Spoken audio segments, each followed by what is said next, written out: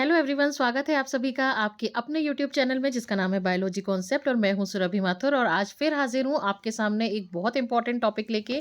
और वो टॉपिक है लाइकेंस। इसमें बच्चों में उन सारे पॉइंट्स को कवर करूंगी जो अक्सर कॉम्पिटिटिव एग्जाम्स में भर भर के पूछे जाते हैं।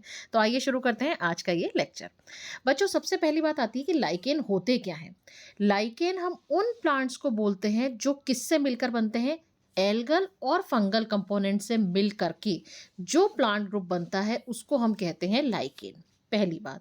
अब इसमें से जो एल्गल कंपोनेंट है उसको हम कहते हैं फाइकोबायोंट, फंगल कंपोनेंट है उसको हम कहते हैं माइकोबायोंट। इसको पर से क्वेश्चन पूछा जाता है, जैसे कि algal component in lichen is known as, तो आपका आंसर होगा फाइकोबायोंट। और अगर पूछा जाता है fungal component in lichen is called as, तो आपका आंसर होगा माइकोबायोंट। दूसरा इंपॉर्टेंट क्वेश्चन ये पूछा जाता है कि लाइकेन में जो एल्गल कंपोनेंट होते हैं वो किस क्लास को बिलोंग करते हैं। यानी अगर आप क्लासिफिकेशन ऑफ स्मिथ की बात करते हैं तो उन्होंने जैसे कि 7 डिविजन्स बताए थे कि भाई क्लोरोफाइटा है, फियोफाइटा है। या आप क्लासेस की अगर बात करते हैं तो क्लोरोफाइसी आ गई, रोडोफाइसी आ गई, फियोफाइसी आ गई। तो उसमें से कौन सी क्लास के कंपोनेंट एल्गल कंपोनेंट होते हैं लाइकेन में, तो हमारा जवाब होगा क्लोरोफाइसी और मिक्सोफाइसी। मिक्सोफाइसी को हम साइनोफाइसी भी कहते हैं, जिसमें हम ब्लू ग्रीन एल्गी को इंक्लूड करते हैं।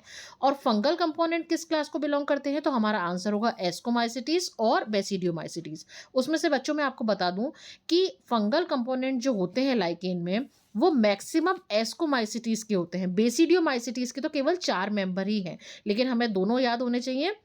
तो एस्कोमाइसिटीज और बेसिडियोमाइसिटीज दोनों में से कोई एक क्लास के फंगल कंपोनेंट होंगे लाइकेन्स के फॉर्मेशन में। उसके बाद अब देखो, सबसे इंपॉर्टेंट बात यह है कि जो एल्गी और फंजाई का दोनों का जो एसोसिएशन है, दोनों से मिलकर जो लाइकेन बने हैं, तो इनका एसोसिएशन होता है सिम्बायोटिक। सिम्बायोटिक का मतलब होता है कि ऐसा एसोसिएशन जिसमें कि दोनों ऑर्गेनिज्म को फायदा होगा। कैसे? जैसे कि जो एल्गी है वो तो क्या करेगी, उसके पास अच्छा खासा क्लोरोफिल मौजूद है, तो वो क्या करेगी, फोटोसिंथेसिस करेगी। फोटोसिंथेसिस के दौरान फूड बनेगा, किस फॉर्म में, कार्बोहाइड्रेट के फॉर्म में। उस कार्बोहाइड्रेट को ना केवल एल्गी यूज करेगी बल्कि फंजाई भी यूज में लेगी।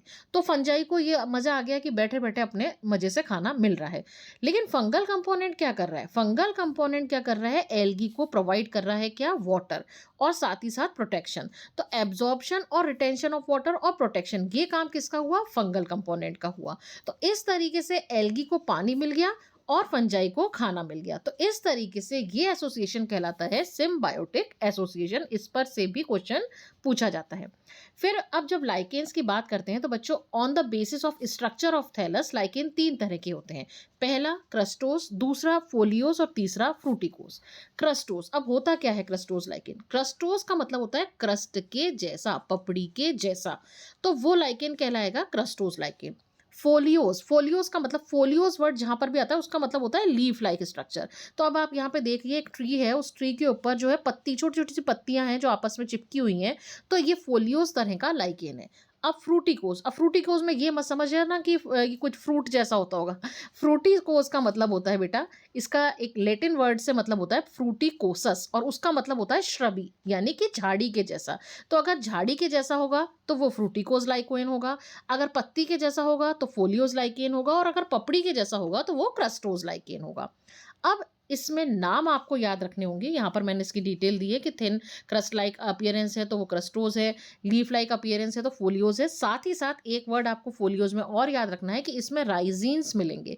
अब राइजीन्स क्या होते हैं, राइजीन्स बच्चों राइजोइड्स लाइक स्ट्रक्चर होते हैं। जैसे कि आप ब्रायोफाइट्स में पढ़ते हैं, राइजोइड्स होते हैं जो कि वाटर और मिनरल एब्जॉर्प्शन का काम करते हैं। ठीक उसी तरीके से लाइकेन में उन्हीं राइजोइड लाइक स्ट्रक्चर को हम क्या कह देते हैं, राइजीन्स। ये आपको फोलियोज लाइकेन में मिलेंगे।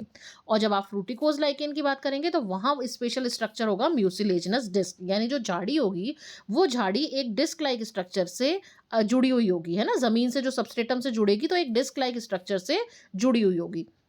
अब ऐसे तो बहुत सारे लाइकेंस होते हैं, लेकिन आपको मैं केवल वो नाम बताऊँगी जिसको लेकर एग्ज़ाम में क्वेश्चन पूछे जाते हैं। ख़ास तौर पे फ्रूटिकोज़ लाइकेन में जो क्लेडोनिया और असनिया, ये 2 नाम हैं, ये एक्स्ट्रा ऑर्डिनरी इम्पोर्टेंट नाम है, इसको लेकर क्वेश्चन पूछे ही पूछे जाते हैं।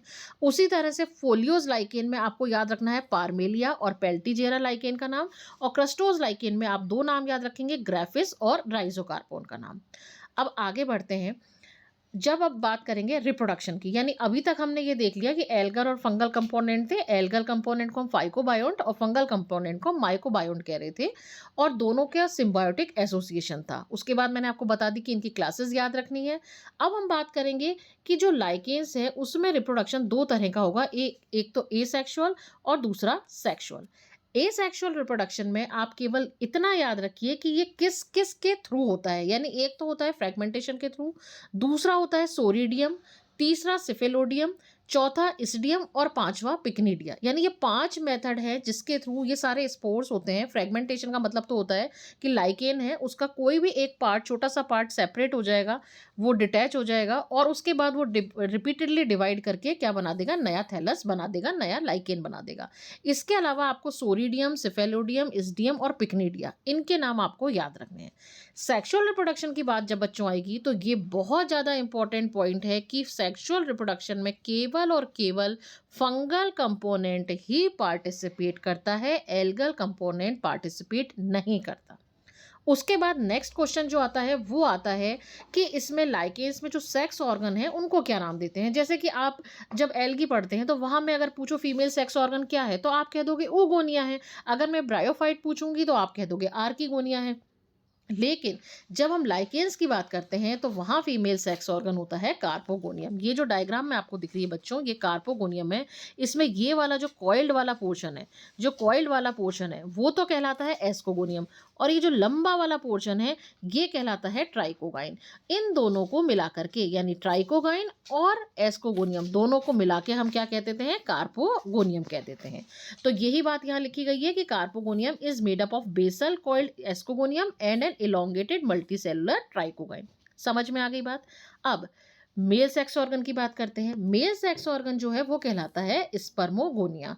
जैसे कि आप लोग ब्रायोफाइट्स या फिर आप टेरिडोफाइट्स, उसमें हम क्या कह देते हैं, एंथ्रीडियम। लेकिन लाइकेन्स में अब जब क्वेश्चन आएगा तो ऑप्शन में एंथ्रीडियम भी दिया जाएगा, लेकिन हमें किस पे टिक करना है, हमें टिक करना है स्पर्मोगोनिया पे। ठीक है, ये एक फ्लास्क शेप स्ट्रक्चर होता है, इस तरह का स्ट्रक्चर होता है। इसके जो मेल गैमेट है वो कहलाते हैं स्पर्मेशिया, और लास्ट में आपको याद रखना होगा जो फ्रूटिंग बॉडी बनती है वो कहलाती है एपोथीशिया और पेरिथीशिया। ये हमने एक इंपॉर्टेंट कैरेक्टर्स देखे। अब जो स्लाइड आ रही हैं, 2 स्लाइड्स आएंगी, वो एक्स्ट्रा ऑर्डिनरी इंपॉर्टेंट है। इन स्लाइड्स को बिल्कुल मत छोड़ना। क्यों? क्योंकि ये रिलेटेड है इकोनॉमिक इंपॉर्टेंस ऑफ लाइकेन्स से।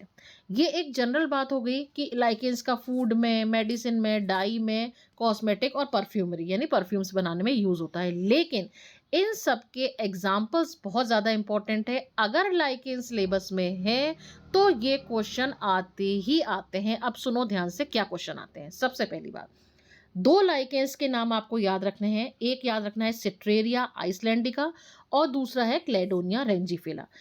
सारे कॉम्पिटिटिव एग्जाम, चाहे वो आप पीजीटी दे लो, चाहे आप टीजीटी दे लो, चाहे आप लैब असिस्टेंट दे लो, चाहे आप यूपीएससी दे लो, चाहे आप आरपीएससी, कोई सा भी दे दो, इन 2 नामों को जरूर पूछा जाता है। सिट्रेरिया आइसलैंडिका, एक तो इसका आपको कॉमन नाम याद रखना है जिसको हम कहते हैं आइसलैंड मॉस। अब ध्यान रखना कि मॉस आ रहा है तो ये मत समझ लेना कि ये ब्रायोफाइट है, ये क्या है, लाइकेन है। दूसरा क्लेडोनिया रेंजिफेरा, ये क्या है, इसका कॉमन नेम याद रखना, रेंडियर मॉस। अब यूज क्या होता है और कैसे क्वेश्चन आता है वो सुनो। एज अ फूड किस लाइकेन को यूज में लेते हैं? अगर ऑप्शन में सिट्रेरिया आइसलैंडिका दे रखा है तो आपको उस पर टिक करना है। कई बार दोनों ऑप्शंस भी दिए जाते हैं, सिट्रेरिया आइसलैंडिका, क्लेडोनिया रेंजिफेरा, तो दोनों को एज अ फूड यूज में लिया जाता है। दूसरा, ट्यूबरकुलोसिस के ट्रीटमेंट में कौन सा लाइकेन यूज में लेते हैं? आंसर होगा सिट्रेरिया आइसलैंडिका। तीसरा question, tanning industry, training industry मतलब जो लेदर वाली इंडस्ट्री होती है, उसमें कौन सा लाइकेन यूज में आता है? आंसर होगा सिट्रेरिया आइसलैंडिका। और चौथा सबसे इंपॉर्टेंट क्वेश्चन, ब्लू डाई जिसको आप ऑर्चिल बोलते हैं, वो किस लाइकेन से ऑब्टेन होती है? आंसर होगा सिट्रेरिया आइसलैंडिका। ये जो 4 चीजें मैंने लिखी हैं इस पर से क्वेश्चन आते ही आते हैं। अब सुनो क्लेडोनिया रेंजीफेरा से रिलेटेड। इसका यूज़ होता है मेनली इन्फेक्शन के ट्रीटमेंट में, और जो लिक्वर्स होते हैं उसको बनाने में इसका यूज़ होता है। इसके अलावा आपको याद रखने होंगे 2 नाम और, एवर्निया प्रूनेस्ट्री। ये इसलिए कि ये एक ऐसा लाइकेन है जिससे एसेंशियल ऑयल ऑब्टेन होते हैं, तो इसीलिए इसका यूज़ किस में करा जाता है? सोप मैन्युफैक्चर में और परफ्यूम्स बनाने में। तो यहाँ पर से भी क्वेश्चन आते हैं कॉम्पिटिटिव एग्जाम में, इस लाइकेन को भी पूछा जाता है। और लास्ट लाइकेन आप एक याद रख लो, असनिया, जिसका यूज़ होता है ब्लीडिंग को स्टॉप करने में, ब्लीडिंग को रोकने में। तो टोटल मैंने आपको 4 लाइकेन पक्का पक्का पक्का याद होने चाहिए। एक सिट्रेरिया आइसलैंडिका, जिसको आइसलैंड मॉस कह रहे हैं, दूसरा क्लेडोनिया रेंजीफेरा, जिसको रेंडियर मॉस कह रहे हैं, तीसरा एवर्निया, और चौथा असनिया। ये 4 नाम बिल्कुल आपके टिप्स पर होते हैं, क्योंकि आप अगर एग्जाम दोगे, आपके सिलेबस में लाइकेन है, तो ये क्वेश्चन पूछना तो बनता है। तो इसलिए इन नामों को आप बहुत अच्छे से याद रखोगे। और कहीं भी किसी पॉइंट में अगर आपको कोई डाउट आ रहा है, तो आप मुझे कमेंट करके पूछ सकते हैं। आपका कमेंट मेरे लिए बहुत मैटर करता है। और अगर आज का वीडियो आपको पसंद आया हो, तो आप अपने फ्रेंड्स को भी शेयर कर दीजिएगा, क्योंकि उनका भी फ़ायदा हो। और अगर चैनल पर नए हैं, तो प्लीज़ इसको सब्सक्राइब कर लीजिएगा। Thank you very much.